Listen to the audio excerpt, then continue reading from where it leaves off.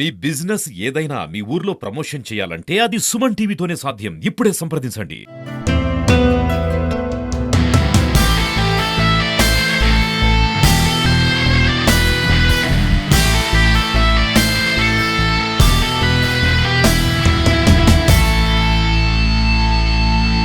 Hi నమస్తే, welcome to Suman TV. చంద్రగిరిలో తెలుగు మీడియంలో చదువుకొని అక్కడే ఉన్నత చదువులు కూడా చదివి తిరుపతి నుంచి అమెరికా వరకు వెళ్ళి తన ఉన్నత చదువులను కూడా అక్కడ మరింత పూర్తి చేసి అమెరికాలో మినిస్టర్గా కొనసాగుతున్నటువంటి లంకేల బద్రీనాథ్ మనతో ఉన్నారు. ఆయనతో మాట్లాడదాం.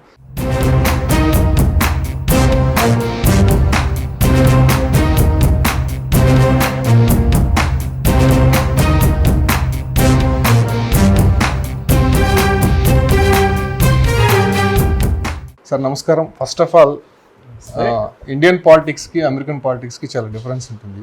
మీరు మన జిల్లాలో చంద్రగిరి నియోజకవర్గంలో పుట్టి గవర్నమెంట్ స్కూల్లో చదువుకొని అమెరికాలో మినిస్టర్గా ఉన్నారంటే నిజంగా హ్యాట్స్ ఆఫ్ చెప్పాలి. మీ తల్లిదండ్రులు కూడా ఇప్పుడు ఒక ఇంత సాటిస్ఫాక్షన్, అంటే ఎందుకు మన తెలుగు బిడ్డ అక్కడికి వెళ్ళి మినిస్టర్ అయ్యారనేసి. అంటే స్టార్టింగ్ మీరు అమెరికాకు వెళ్ళడానికి కారణాలు ఏంటంటే చిన్నప్పటి నుంచి అమెరికాకు వెళ్ళాలనుకున్నారా? అక్కడ వెళ్ళడానికి రీజన్స్ ఏమన్నాయి? మెయిన్గా మొదటి నుంచి కూడాను తల్లిదండ్రుల ప్రోద్బలం చాలా ఉన్నది నా గ్రోత్లో. మొదటి నుంచి కూడాను చదువుకున్నది తెలుగు మీడియంలో చదువుకున్నాను. కానీ ఛాలెంజెస్ ఎప్పుడు ఎక్కువ ఫేస్ చేసేవాళ్ళము. నెక్స్ట్ ఛాలెంజ్ ఏంటి అనేది 10th క్లాస్ ఇక్కడ చదువుకున్నప్పుడు స్కూల్ ఫస్ట్, డిస్ట్రిక్ట్ ఫస్ట్ వచ్చినప్పుడు నెక్స్ట్ లెవెల్ ఏంటి తెలుగు మీడియం తర్వాత ఇంగ్లీష్ మీడియంకి వెళ్ళాను. అదేవిధంగా తర్వాత ఇంజనీరింగ్ JNTU అనంతపురంలో చదివాను. సివిల్ ఇంజనీరింగ్ చేశాను అక్కడ. సివిల్ ఇంజనీరింగ్ అయిన తర్వాత నెక్స్ట్ ఏంటి అనేది సీనియర్లు వాళ్ళందరూ అక్కడ నుంచి చాలా వరకు ఆ టైంలో నెక్స్ట్ ఇద్దరు గేట్స్ రాసి లేదంటే గ్రూప్స్ రాస్తూ ఉన్నారు. చాలా వరకు ఎక్కువ మంది అప్పుడు మాస్టర్స్ నెక్స్ట్ చదువులు వెళ్ళాలనుకునే వాళ్ళందరూ మాస్టర్స్కి యునైటెడ్ స్టేట్స్కే వెళ్ళేవాళ్ళు. అప్పుడు వాళ్ళ ప్రోద్బలం మెయిన్గా ఎక్కువ నా మీద ఎక్కువ ఉండింది. ప్లస్ పేరెంట్స్ కూడాను ఇంకా హయ్యర్ స్టడీస్ చదవమన్నారు. చదవడం అంతా ఎక్కువగా మొదట్లోనే కంప్లీట్ చేయాలి, ఉద్యోగంలో చేరితే మళ్ళీ చదువు అనేది ఆగిపోతుందనే ఉద్దేశంతో పేరెంట్స్ ప్రోద్బలం ఎక్కువ ఉండింది. అందువల్ల అమెరికాకి వెళ్ళాల్సి వచ్చింది. మాస్టర్స్ అక్కడ చేసిన తర్వాత ఫస్ట్లో అక్కడ వీసాకి ప్రాబ్లం వచ్చింది, మల్టిపుల్ టైమ్స్ రిజెక్ట్ అయినా. దాని తర్వాత మళ్ళీ జాబ్ కోసం ట్రై చేసి జాబ్ ద్వారా వెళ్ళి అక్కడ మళ్ళీ కంప్లీట్ చేశాను. హైయర్ ఎడ్యుకేషన్ MBA కంప్లీట్ చేశాను. MBA చేసిన తర్వాత కంటిన్యూస్గా మన కమ్యూనిటీకి హెల్ప్ చేయాలనే ఉద్దేశంతో అసోసియేషన్స్ అన్ని ఫామ్ చేస్తూ వాళ్ళందరితో కలవడం వల్ల లోకల్ కమ్యూనిటీ అక్కడ అమెరికన్స్కి హెల్ప్ చేయడం కోసమని పాలిటిక్స్లో దిగాల్సి వచ్చింది. మన కరెంట్ ప్రెసిడెంట్ ట్రంప్ లాంటి వెరీ ఎక్స్ట్రీమ్ వ్యూస్ను ఫైట్ చేయడానికి ఏమిటి అనేది మన ఇండియన్స్కి అగేన్స్ట్గా, తెలుగు వాళ్ళకి చాలా అగేన్స్ట్గా ఎక్కువ జరుగుతూ ఉంది. ఆయన ఫస్ట్ టర్మ్లోనే అప్పుడే ఫస్ట్ టైం నేను డెమోక్రాటిక్ పార్టీలో జాయిన్ అయ్యి పార్టీ ఎగ్జిక్యూటివ్ బోర్డు మెంబర్లుగా ఉండి వాళ్ళకి చాలా సహాయం చేశాను. అందువల్లే నాకున్న ఇంజనీరింగ్ ప్లస్ MBA గ్రాడ్యుయేట్ వల్ల ఫైనాన్స్ వాటిలన్నింటిలోనూ లోకల్ వాళ్ళకి హెల్ప్ చేస్తున్నాను చూసి వాళ్ళు నన్ను నెక్స్ట్ లెవెల్కి పాలిటిక్స్లోకి ఇన్వాల్వ్ చేశారు. ఆ విధంగా నేను ఎలక్షన్ నిలిచి మొన్న ఏప్రిల్లో ఎలక్షన్లో గెలిచి ఇప్పుడు కరెంట్లీ పబ్లిక్ వర్క్స్ డిపార్ట్మెంట్లను మ్యాడిసన్ మెట్రోపాలిటన్ సివేజ్ డిస్ట్రిక్ట్లో కమిషనర్గాను వర్క్ చేస్తున్నాను. అంటే స్టార్టింగ్ మీకు పాలిటిక్స్ మీద ఇంట్రెస్ట్ ఉండిందా? మొదటి నుంచి పాలిటిక్స్ అని ఎప్పుడు నేను ఆలోచించలేదు. హెల్ప్ చేయాలని, ప్రజలకి హెల్ప్ చేయాలి, మన తోటి వాళ్ళకి తెలుగు వాళ్ళకి హెల్ప్ చేయాలనే ఉద్దేశంతో మొదలైనది.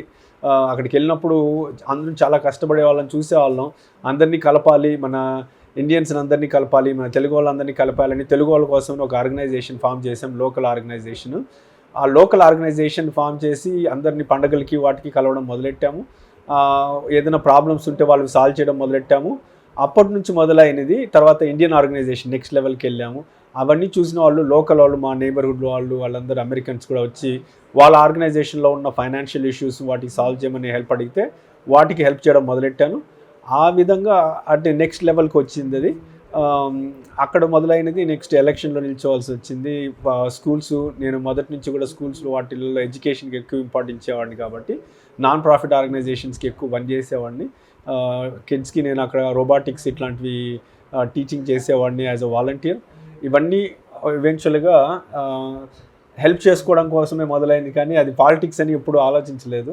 ఇప్పుడు కూడా రెగ్యులర్ ఉద్యోగం చేసుకుంటూనే ఈ కమిషనర్గాను వీటి కింద వర్క్ చేస్తూ అంటే ఉన్నాను. మీరు సాఫ్ట్వేర్ చేస్తూనే సాఫ్ట్వేర్ ఉద్యోగం చేస్తూనే ఉన్నాను. ఇప్పుడు నేను I'm chief architect for natural resource department, అంటే పర్యావరణము ఈ డిపార్ట్మెంట్కి నేను కరెంట్లీ చీఫ్ ఆర్కిటెక్ట్గా సో పనిచేస్తున్నాను. ఎగ్జామ్షన్స్ ఉంటాయా సార్? మీరు మినిస్టర్గా చేస్తూ 24 ఏరియాస్కి కమిషనర్గా చేస్తూ కూడా మీరు జాబ్ చేసుకోవడానికి వెసులుబాటు ఉంటుంది? చాలా వరకు ప్రతి మచ్ అక్కడ ఉన్న పాలిటిక్స్లో ఉన్న వాళ్ళందరూ వాళ్ళకి ఏదో ఒక రెగ్యులర్ జాబ్ చేసుకుంటూనే ఉంటారు.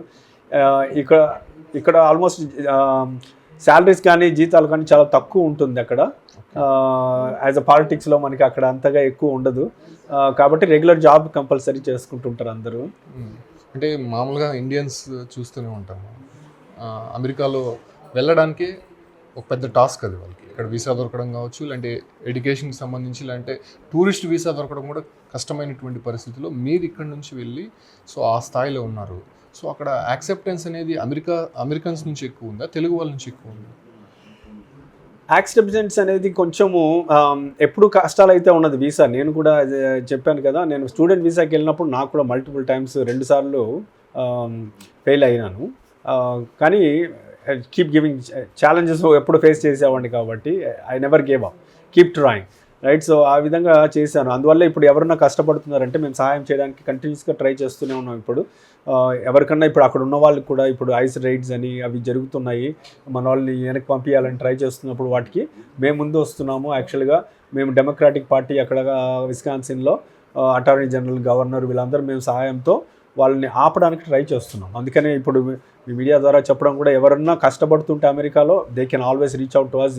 ఎస్పెషలీ ఐస్ రైడ్స్ ఇట్లాంటివి జరుగుతూ ఉంటే మమ్మల్ని రీచ్ అవుట్ అవ్వండి, మేము we will get anticipatory bails లాగా తీసుకురావడం వల్ల చేసి డిపోర్ట్ చేయకుండా ఆపడానికి మేము ప్రయత్నం చేస్తున్నాం. విస్కాన్సిన్ స్టేట్లో ఎంతమంది పాపులేషన్ ఉంటారు? పర్టికులర్గా తెలుగు వాళ్ళు ఉన్నారు అక్కడ బాగా?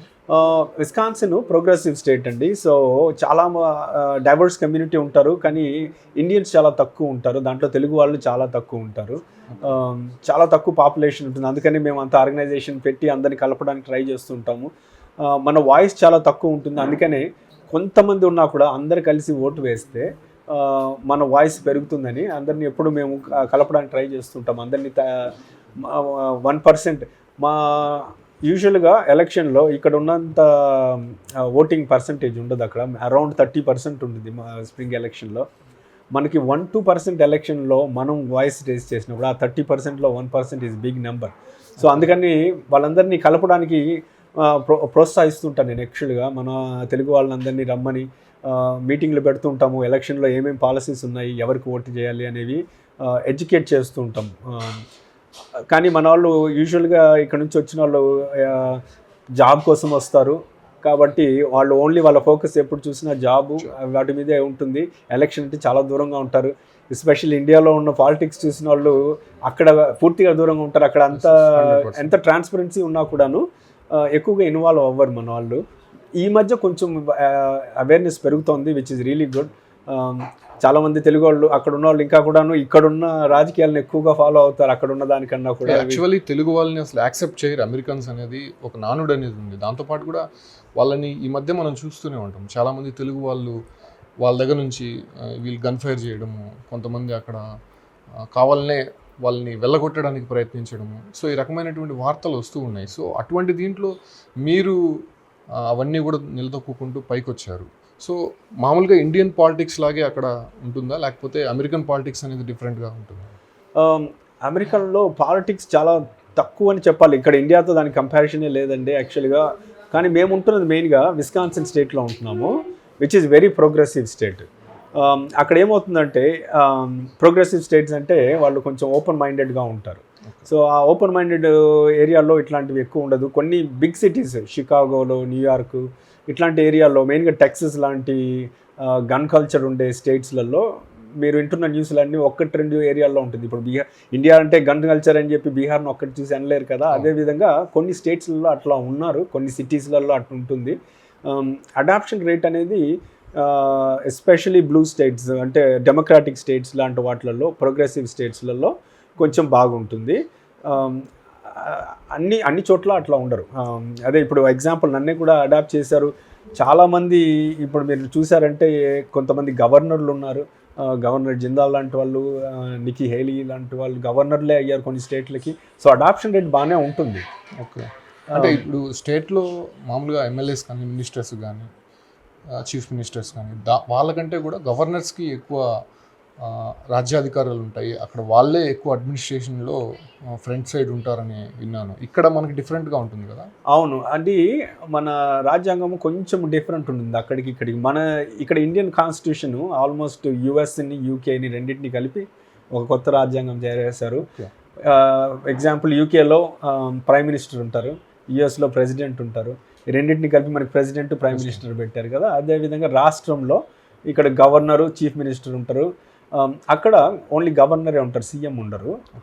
అక్కడ ప్రైమ్ మినిస్టర్ ఉండరు, ఓన్లీ ప్రెసిడెంట్ మాత్రమే ఉంటారు. So president has full powers on the national level, governor has full rights on the state level. So ఆ విధంగా కొంచెం డిఫరెన్స్ అయితే డెఫినెట్గా ఉంది. సేమ్ యాజ్ టీస్ ఇక్కడ ఎమ్మెల్యే తర్వాత మినిస్టర్, సో ఆ ఎలక్టెడ్ కూడా అట్లే ఉంటుందా? బట్ మచ్ అలాగే ఉంటుంది, కానీ అక్కడ మినిస్టర్స్ అన్నారండి, అక్కడ యాక్చువల్గా సెక్రటరీస్ అని అంటారు. చాలా డిపార్ట్మెంట్స్ సెక్రటరీస్గా ఉంటారు, లేదంటే బోర్డ్ మెంబర్షిప్స్ ఇస్తారు ఎక్కువగా. నాకు ఇప్పుడు పబ్లిక్ వర్క్స్ అనేది ఒక బోర్డు, ఆ బోర్డ్ మెంబర్షిప్ ఇస్తారు. So I'm not an individual as a minister there. ఆ బోర్డ్ మెంబర్స్లో ఒక 6 మెంబర్స్ బోర్డు ఉంటే ఒక కమిటీ ఉంటుంది, దానికి ఫైనాన్స్ కమిటీ అని అట్లా కమిటీస్ ఉంటాయి. వీటన్నిటిలోనూ మేము పార్టిసిపేట్ చేయాల్సి ఉంటుంది. ప్రతి ఒక్కరికి మినిమం ఒక 3 అన్నా చేయాల్సి ఉంటుంది at any given time. Okay, అంటే లుక్స్ లైక్ ఇక్కడ మినిస్టర్ ఎలాగో అక్కడ సెక్రటరీ. అవును, సో అలాగా సెక్రటరీస్ అని. లోకల్ లెవెల్లో మేము ఆల్డర్స్ అని అంటాము, ఆల్డర్స్ కింద వర్క్ చేస్తున్నాము.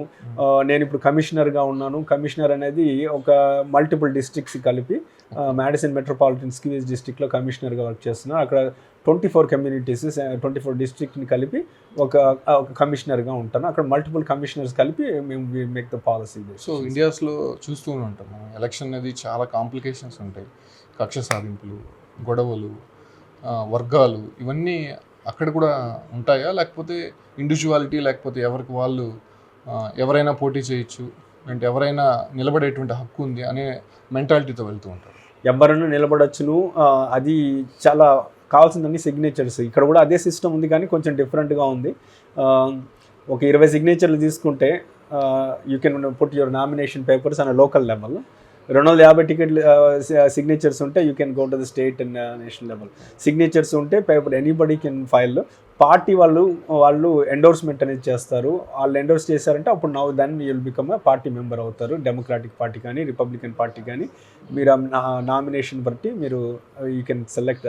కానీ అక్కడికి వెళ్ళిన తర్వాత ఎవరికిను లోకల్గా ఇండివిజువల్గా ఎవరు ఫైట్ చేసుకోరు. అందరూ పాలసీస్ మీదే ఎక్కువ ఉంటారు. ప్రజలకి ఏమేమి ఇష్యూస్ ఉన్నాయి దాని మీద డిస్కషన్లు జరుగుతాయి. కానీ నేను నా ఎలక్షన్లో కూడా నేను వెరీ పాజిటివ్ ఉంటాను. మా అపోనెంట్ పేరు కూడా ఎప్పుడు ఒకరి గురించి ఒకరు ఎవరు అని కూడా చెప్పము యాక్చువల్గా. ఎందుకంటే we think that way psychology. Opponent గురించి ఎక్కువసార్లు మాట్లాడితే you are putting his name in their brain. So we only talk about ourselves and our policy. ఇక్కడ ఖచ్చితంగా అపోజిషన్ లీడర్ని మనం ఏదైనా విమర్శిస్తేనే అది వాళ్ళలో ఉండే మైనస్లు పైకి తీసుకురావడం. సో మీరు అక్కడ ఎవరిని టచ్ చేయరనమాట. చాలా మంది కొంతమంది ఈ మధ్య ఉన్న రాజకీయాలు అట్లా, ఇప్పుడు ట్రంప్ లాంటి వాళ్ళు అందరూ ఓన్లీ నెగిటివ్ ప్రొజెక్ట్ చేస్తూ వస్తున్నారు. కొత్తగా ఈ మధ్య చేంజ్ అవుతుంది నేషనల్ లెవెల్లో. కానీ మా వరకు మేము లోకల్ లెవెల్లో మాత్రం ఎప్పుడు చూసినాను మా పాలసీస్, నేనైతే ఎస్పెషల్లీ అపోనెంట్స్ గురించి మాట్లాడను. ఏం చేస్తాము, ప్రజలకి ఏమేమి కష్టాలు ఉన్నాయి వాటిని పాలసీస్ ఏమని మాట్లాడతాము. ప్లస్ మేము ఇక్కడలాగా అక్కడలాగా ఇవన్నీ బ్యానర్లు పోస్టర్లు అవన్నీ ఏమి ఉండవు అక్కడ. కాబట్టి ఎవ్రీ ఇంటికి ఇండివిజువల్గా నేనే వెళ్ళి ఎవ్రీ ఇల్లును డోర్ నాక్ చేసి వాళ్ళతో మాట్లాడి వాళ్ళ కష్టాలు ఏంటి కనుక్కొని వాటిని ఎట్లా సాల్వ్ చేస్తానో మాట్లాడితేనే వాళ్ళ వల్ల నాకు ఓటు వస్తుంది. ఆ విధంగా ఇండివిజువల్గానే వర్క్ చేస్తాము.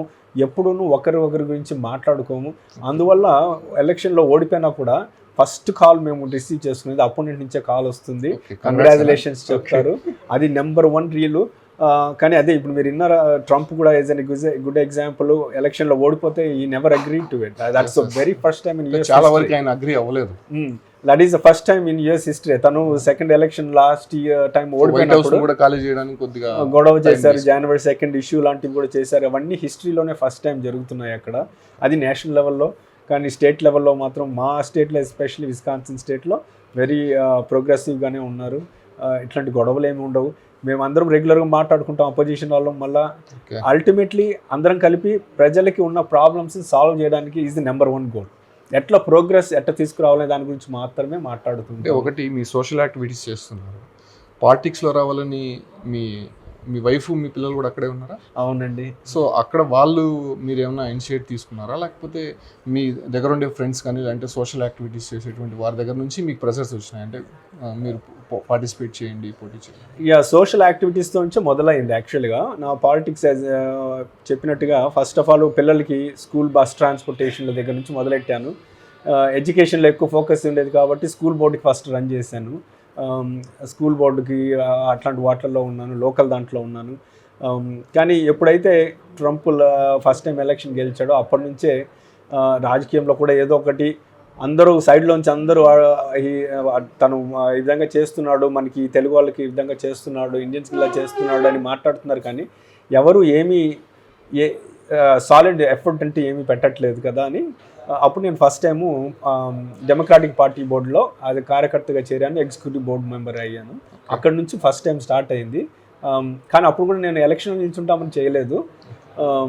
కానీ ట్రాన్స్పోర్టేషన్ ఇష్యూస్ ఇట్లాంటివన్నీ ఇష్యూస్ చూసినప్పుడు యాజ్ ఎ సివిల్ ఇంజనీర్ అందరూ నన్ను బాగా రికమెండ్ చేశారు. ఎంబీఏ చేశాను కాబట్టి ఫైనాన్సెస్ ఎప్పుడు కష్టాల్లో ఉంటుంది, దానికోసమని హెల్ప్ చేయమని అడిగితే నేను ఆ విధంగా ఎలక్షన్లో దిగాల్సి వచ్చింది. అంటే మామూలుగా ఎలక్షన్ అంటే ఎవరైనా కూడా ఫ్యామిలీ వద్దుంటారు, వద్దు ఎందుకు ఆ గొడవలు ఎందుకు, సో చాలా వరకు రిస్క్ ఉంటుంది, హైలీ టెన్షన్స్ ఉంటాయి. పర్టికులర్గా మీ మదర్ యాక్టివ్ పాలిటీషియన్గా ఉన్నారు మేబీ చంద్రగిరి నియోజకవర్గంలో. సో అట్టేమన్నా మీ ఇంట్లో నుంచి అపోజ్ చేయడం వద్దు ఎందుకు ఇవన్నీ అవసరమా మనకి? మదర్కి ఇవన్నీ చూశారు కాబట్టి అక్కడ ఉన్న ట్రాన్స్పరెన్సీని చూసి తనైతే ఎప్పుడు ఎంకరేజ్ చేశారు. ఏదో ఒకటి ప్రజలకి ఏదో ఒక హెల్ప్ చేస్తూ ఉండాలి అని తను ఎంకరేజ్ అయితే చేశారు. మా ఇంట్లో వైఫ్ పిల్లలు మాత్రం కొంచెం రెసిస్ట్ అయితే చేశారు స్టార్టింగ్లో. ఎందుకంటే ఆల్రెడీ పర్మనెంట్ జాబ్ చేస్తున్నాను, ఫుల్ టైం జాబ్ చేస్తున్నాను, అది కాకుండా ఇది కూడా చేస్తే ఫ్యామిలీ లైఫ్ కొంచెం తగ్గుతుంది అని ఫస్ట్లో ఉన్నారు. కానీ అక్కడ ఉన్న కష్టాలు అవన్నీ చూసిన తర్వాత మా వైఫ్ పిల్లలు చాలా ఎలక్షన్లో డోర్ టు డోర్ వెళ్తాం కదా, అన్ని ఇళ్ళకి టచ్ చేయాలంటే ఒక్క ఇండివిజువల్కి టేక్స్ రియలీ లాంగ్ టైం. నాకు almost I lost 20 pounds during the election. Weight walk చేస్తుంటే లాస్ట్ సో మచ్ వెయిట్. దాంట్లో డెఫినెట్గా మా వైఫ్కి చాలా హెల్ప్ చేసింది. తను she covered as many houses as I did. Okay, అంటే ఇండియన్ పాలిటిక్స్ చూస్తుంటారు, మ్యాక్సిమం ఒక కార్పొరేటర్ అవ్వాలన్నా కూడా సమ్ ల్యాక్స్లో ఇక్కడ ఖర్చు పెట్టాల్సి ఉంటుంది. యూఎస్లో కూడా అంతేనా? డబ్బులు పెట్టండి ఓటు వేయరా? అసలు డబ్బులు అనేది యూఎస్ ఎలక్షన్లో అసలు ఉండదండి, చాలా తక్కువ ఎఫెక్ట్ ఉంటుంది. నేషనల్ లెవెల్లో ఈ మధ్య కొంచెం చేస్తున్నారు కానీ లైక్ ఈలాన్ మస్క్, ట్రంప్ ఇవన్నీ వాళ్ళు ఈ డిక్టేటర్ల దగ్గర నుంచి నేర్చుకొని మన ఇండియన్ పాలిటిక్స్ నుంచి నేర్చుకొని ఓటేస్తే డబ్బులు ఇస్తామనే రేంజ్కి వస్తున్నారు. కానీ లోకల్ లెవెల్లో కానీ ఇంకెక్కడాను ఇది ఇంతకుముందు కానీ వినే ఎరగనిది. మా ఎలక్షన్లో అయితే మేము అసలు ఎక్కువ డబ్బులు అసలు స్పెండే చేయలేదు. మేము ఇండివిజువల్గా అయితే మా కాంట్రిబ్యూషన్ మేము చేయడానికి ఉండదు, ఎక్కువగా చేస్తే ఏదో లాభం పొందుతున్నారని అనుకుంటారు కాబట్టి ఎక్కువగా డొనేషన్స్ ద్వారానే జరుగుతుంది. ఇండివిజువల్స్ డొనేట్ చేస్తారు, దానికి కూడా లిమిట్ ఉంటుంది. మా లోకల్ ఎలక్షన్లో మేము చేసినప్పుడు ఒక ఇండివిజువల్ 500 కన్నా ఎక్కువ ఇవ్వడానికి లేదు. సో ఆ విధంగా మీరు ఆలోచించండి ఎంతమంది డబ్బులు ఇస్తే అవుతుంది అది. నా ఎలక్షన్లో ఈ ఎలక్షన్లో నేను గెలిచిన ఎలక్షన్లో నేను 10,000 కన్నా ఎక్కువ ఖర్చు పెట్టలేదు. 10,000 ఖర్చు పెట్టి మినిస్టర్ అయిపోయారు. అవునండి. అది కూడా చాలా ట్రాన్స్పరెంట్గా ఉంటుంది. ఆ 10,000 కూడాను ఎవరెవరు ఇచ్చారు, వాళ్ళ ఉద్యోగాలు ఏంటి, వాళ్ళు ఎక్కడి నుంచి ఇచ్చారు, ఆ దగ్గర నుంచి నేను ఎందుకు ఖర్చు పెట్టాను, ఆ ఖర్చు ఏంటి, ఎక్కడెక్కడ స్పెండ్ చేశాను, ఎవ్రీ ఒక్క సింగిల్ డాలర్ని ఎవ్రీ మంత్ నేను రిపోర్ట్ చేయాల్సి ఉంటుంది. అది వెబ్సైట్లో ఉంటుంది. ఎనీబడీకి అనుకో, మీరు కూడా ఇప్పుడు వెళ్ళారంటే మొత్తం ఉంటుంది, ఎవరెవరు నాకు కాంట్రిబ్యూట్ చేశారు, ఎంత కాంట్రిబ్యూట్ చేశారు, నేను ఎక్కడెక్కడ ఖర్చు చేశాను అనేది అవన్నీ రిపోర్ట్ చేయాల్సి ఉంటుంది. సో మీది అంటే నేషనల్ పార్టీనా లేకపోతే state level party? State level party అండి. యాక్చువల్లీ పార్టీ వైజ్ 2 పార్టీలు మేజర్గా ఉంటుంది, నేషనల్ అయినా స్టేట్లోను, Democratic Party and Republican Party. నేనైతే మాత్రం ఎగ్జిక్యూటివ్ బోర్డుగా ఉండింది, డెమోక్రాటిక్ పార్టీకి ఉన్నాను. స్టేట్ లెవెల్లో యూనివర్సల్ ట్రంప్ గారు ఏమో రిపబ్లికన్ పార్టీ, మాకు ఆపోనెంట్ పార్టీ అండి. తను మీకు ఆపోజిట్ పార్టీ. మా స్టేట్లో మాత్రం మా గవర్నమెంట్ ఉన్నది ఇప్పుడు ప్రస్తుతము. కాబట్టి మేము ఎప్పుడు ఫైట్ చేస్తూనే ఉంటాము తనకి అగేన్స్ట్గా. తను చేస్తున్న పాలసీలు చాలా ఎక్స్ట్రీమ్ ఉంటున్నాయి. ఆలోచించకుండా చేస్తాడు, ఒక 2 రోజులు చేస్తాడు, మళ్ళీ 3వ రోజు మాట మారుస్తాడు. చాలా అన్స్టేబుల్గా ఉంది గవర్నమెంట్ నేషనల్ లెవెల్లో. వాటన్నిటిని మేము ఎప్పుడు ప్రొటెస్ట్ చేస్తూ ఉంటాము. సో మీ ఎలక్షన్స్ నుంచి ప్రెసిడెంట్ ఎలక్షన్ వరకు పర్టికులర్ టైమింగ్స్ అనేది, అంటే కొంత పీరియడ్ వరకే వీళ్ళు పోటీ చేయాలి, ఇన్ని టర్మ్సే పోటీ చేయాలని ఒక రూల్ అనేది ఉంది అమెరికాలో. సో ఇండియాలో అనేది అది లేదు. సో పర్టికులర్గా అమెరికాలో ఎంత టైమింగ్ అనేది ఉంటుంది అది? యాక్చువల్గా అన్నిట్లోనూ లేదండి. అది యాక్చువల్గా ఓన్లీ ప్రెసిడెంట్ ఎలక్షన్లో మాత్రమే. మిగతావన్నీ ఎనీ నెంబర్ ఆఫ్ టర్మ్స్ చేయొచ్చు. యాక్చువల్గా వన్ ఆఫ్ ద సెనేటర్, హిస్టరీలోనే లాంగెస్ట్ సర్వింగ్ సెనేటర్ ఒక అతను ఉన్నాడు, మా విస్కాన్సిన్ నుంచే వెళ్తున్నారు అతను. He is about 90 years old. So 75 yearsగా సెనెట్లో ఉన్నాడు అతను. He is the oldest senator there Wisconsin నుంచి. సో టర్మ్స్ అనేది ప్రెసిడెంట్కి మాత్రమే వచ్చింది. అది యాక్చువల్గా జార్జ్ వాషింగ్టన్ గారు ఫస్ట్ ప్రెసిడెంట్గా ఉన్నప్పుడు తనకి ఇంట్రెస్ట్ లేదు ప్రెసిడెంట్ అవ్వడము. అందువల్ల తను ఫస్ట్ టైం చేసినప్పుడే కష్టంగా చేసి సెకండ్ టైం అయిన తర్వాత ఇంకా లేదు అని చెప్పి కాన్స్టిట్యూషన్లో ఆ విధంగా రైట్ చేశారు. దాన్ని మార్చడానికి ట్రై చేస్తున్నారు ట్రంప్ లాంటి ప్రెసిడెంట్లు వచ్చినప్పుడు. ఆయన ఈజ్ ట్రైయింగ్ నౌ. కానీ అది చేంజ్ చేయడం అంత ఈజీ కాదు. అంటే మీ పీరియడ్ 5 years ఉంటుందా? మాకు ఇక్కడ మాది లోకల్ ఎలక్షన్స్ కాబట్టి మాది 2 years ఉంటుందండి. ఎవ్రీ 2 yearsకి లోకల్ ఎలక్షన్స్ కానీ స్టేట్ ఎలక్షన్స్ కానీ మ్యాక్సిమం 2 years ఉంటుంది. Okay, coming back to your native place, అంటే ఎలా ఉంది చిన్నప్పటి నుంచి కూడా మీరు గోల్ పెట్టుకున్నారా అమెరికాకు వెళ్ళాలని? ఆలోచన చాలా వరకు డ్రీమ్స్లో ఉంటుంది. ఈవెన్ మీరు వెళ్తే కూడా మీ తల్లిదండ్రులు చాలా గొప్పగా చెప్పుకుంటారు, మా అబ్బాయి అమెరికాకు వెళ్ళాడు, లేదంటే అమెరికాలో చదువుతున్నాడు. సో ఇప్పుడు ఏకంగా ఒక మినిస్టర్ అయ్యారు. సో చిన్నప్పుడు మీరు ఆ మెమరీస్ని గుర్తు చేసుకుంటే ఏం చెప్తారు అసలు? గవర్నమెంట్ స్కూల్స్లో చదివి డెఫినెట్గా అండి. నేను యాక్చువల్గా అందుకే ఇప్పుడు మొన్న ఈ మధ్య ఇప్పుడు వచ్చినప్పుడు కూడా నేను గెలిచినప్పుడు నాకు ఫస్ట్ విష్ చేసింది కూడా మా 10th class క్లాస్మేట్స్ చంద్రగిరి నుంచి. వాళ్ళతో నేను రెగ్యులర్గా టచ్లో ఉంటాను, ఎప్పుడు ఇక్కడ ఏం జరుగుతూ ఉంటుందో తెలుసుకుంటూ ఉంటాను. సో నా రూట్స్ అయితే ఇక్కడే ఉన్నది ఎప్పటికీను.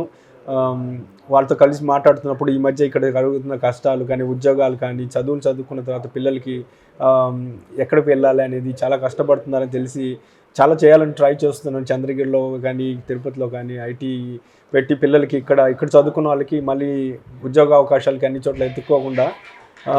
నాకు అమెరికా వెళ్ళాల్సిన రీజన్ ఎందుకు వచ్చిందంటే నాకు డ్రీమ్ కాదండి. ఎప్పుడు చిన్నప్పటి నుంచి చంద్రగిరిలో చదువుకున్నప్పుడు అమెరికా అంటే ఎక్కడ ఉండేది తెలిసేది కాదు. యాక్చువల్గా నేను అమెరికాలో ల్యాండ్ అయినప్పుడు కూడా I was first thing surprised was evening 9 o'clock land అయ్యాను. ఇంకా సన్ ఉన్నది. 9 o'clock మార్నింగ్ ఈవినింగ్ అనేది అర్థం కాలేదు నాకు. అంత అవేర్నెస్ ఉండేది కాదు అప్పట్లో. కానీ ఉద్యోగ అవకాశాలకి నెక్స్ట్ ఎడ్యుకేషన్, హైయర్ ఎడ్యుకేషన్ ఏంటి అంటే ఆ టైంలో మనకి అమెరికా లాంటి అగ్రరాజ్యాలు తప్ప వేరే అవకాశాలు అప్పుడు చాలా తక్కువ ఉన్నాయి. ఇప్పుడు ఇక్కడ మనం చాలా చేయొచ్చును, అవి చేద్దామని ప్రయత్నిస్తున్నాను.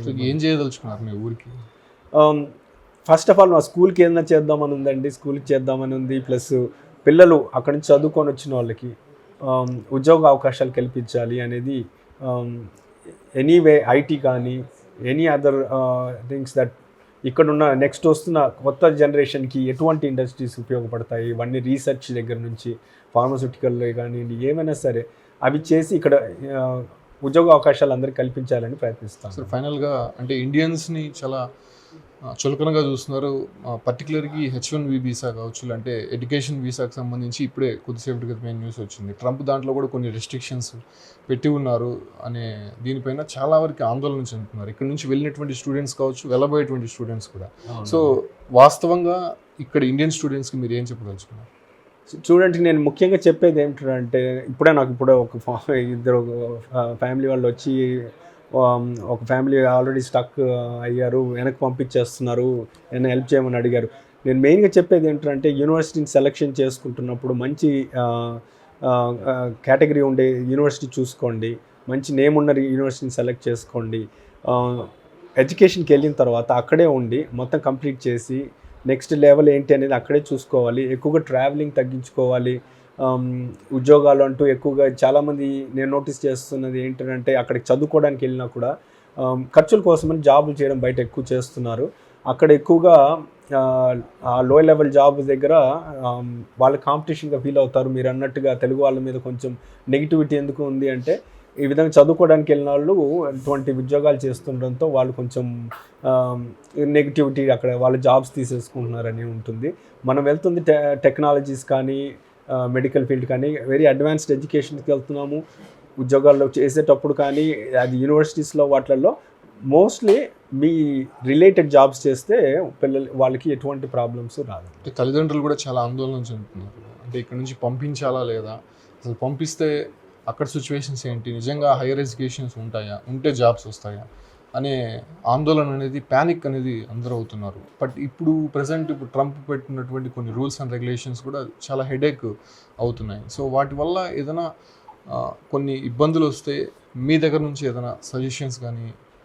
డెఫినెట్గా ఒకటైతే చెప్పగలనండి, ఇక్కడ మీకు అక్కడికి వచ్చిన తర్వాత వీసా వచ్చిన తర్వాత అక్కడ వచ్చి చేరిన తర్వాత మాది ప్రోగ్రెసివ్ స్టేట్ అని చెప్పినట్టుగా మా గవర్నర్ కానీ అటార్నీ జనరల్ కానీ అందరూ డెమోక్రాటిక్ పార్టీకి చెందిన వాళ్ళం.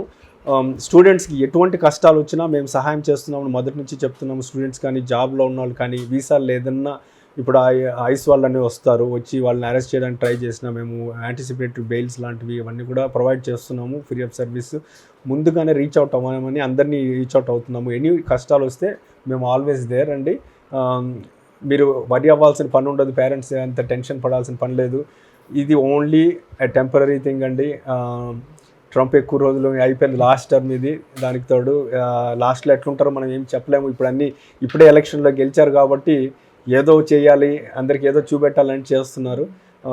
మీరు ఎక్కువగా భయపడకండి, నిరాశపడకండి. ఆల్రెడీ అక్కడ ఉన్నారు అంటే మీరు ఎన్ని కష్టాలు ఉన్నా మమ్మల్ని రీచ్ అవుట్ అయింది. మేము డెమోక్రాటిక్ పార్టీ విస్కాన్సిన్లో అన్ని రకాలుగా సహాయం చేయడానికి మేము ముందుగా ఉంటాము. సో ఫైనల్గా ఒక క్వశ్చన్, ట్రంప్ ఇండియా గూడ్స్ పైన వేస్తున్నటువంటి సుంకాలకు సంబంధించి దాదాపు 25% స్టార్టింగ్ అన్నారు, ఇప్పుడు 50% దాకా కూడా వేస్తామని చెప్పి. సో దానివల్ల ఎటువంటి ప్రభావం ఉండేటువంటి అవకాశం ఉంది? అదేమన్నా మళ్ళీ ఎగ్జామ్షన్స్ ఉంటాయా, లేకపోతే అది టారిఫ్స్ అనేది అది వెరీ రాంగ్ మెథడ్ అండి. అది అతను బిజినెస్ మ్యాన్గా పనిచేశాడు కాబట్టి ఓల్డ్ సేయింగ్ ఉంటుంది, కాల్ సేల్స్మెన్ టైప్లో. టారిఫ్స్ అనేది ఆయన is just using as a leverage. దాన్ని పెంచడము తగ్గించడము చేస్తూ ఉంటారు. దాన్ని యూజ్ చేసుకొని తనకు కావాల్సినవన్నీ పనులు చేయించుకోవడానికి కోసం మాత్రమే వాడుతున్నారు. ఇది ఎక్కువ రోజులు ఉండదని మేము భావిస్తున్నాము. ఇది ఎఫెక్ట్ అయితే ఎక్కువ ఉండదని అనుకుంటున్నాను. ఎస్పెషలీ మోడీ గారు తనతో బాగా మంచి రిలేషన్షిప్ ఉన్నది కాబట్టి దానికి మంచి సొల్యూషన్ ఈవెన్చువల్గా వస్తుందని అనుకుంటున్నాను. తను ప్రతి కంట్రీతోనూ ఈవెన్చువల్గా ట్రంప్ గారు మాట్లాడి పూర్తిగా తీసేస్తారని అనుకుంటున్నాను తొందరగా. సో థ్యాంక్ యూ సార్, మా కోసం టైం కేటాయించినందుకు. మరిన్న పాలిటిక్స్లో మీరు ముందుండాలి, సోషల్ యాక్టివిటీస్లో కూడా మీరు ముందుండాలని చెప్పి రసమౌంట్ కోరుతుంది.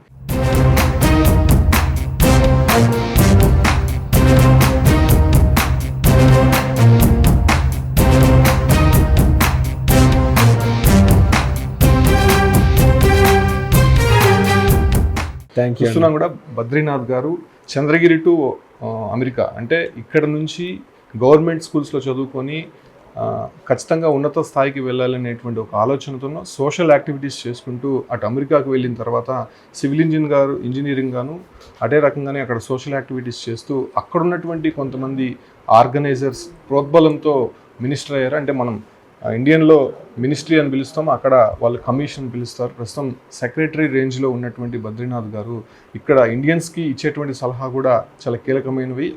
ఇక్కడ నుంచి అమెరికాకు వెళ్ళేటువంటి విద్యార్థులు కావచ్చు, లేదంటే అప్కమింగ్ ఎంప్లాయీస్కి సంబంధించి కూడా ఆయన కొన్ని సూచనలు చేశారు. సో ఆ రకమైనటువంటి ఇన్స్ట్రక్షన్స్ ఫాలో అయితే మాత్రం ఎటువంటి ఇబ్బంది లేదు. అక్కడ రూల్స్ అనేది పెడుతూ ఉంటారు, బట్ ఎటువంటి ఇబ్బంది లేదు. మనం కరెక్ట్ వేలో వెళ్తే అన్నీ కూడా సవ్యంగా జరుగుతాయని చెప్తున్నారు. నిజంగా వాళ్ళ తల్లిదండ్రులు కావచ్చు, అంటే ఆయనకి చాలామంది కూడా శుభాకాంక్షలు తెలుపుతున్నారు.